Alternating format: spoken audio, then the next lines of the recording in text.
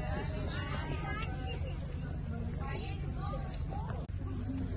Наверное, Гиганточка Сталина все вместе с вами сфотографируем.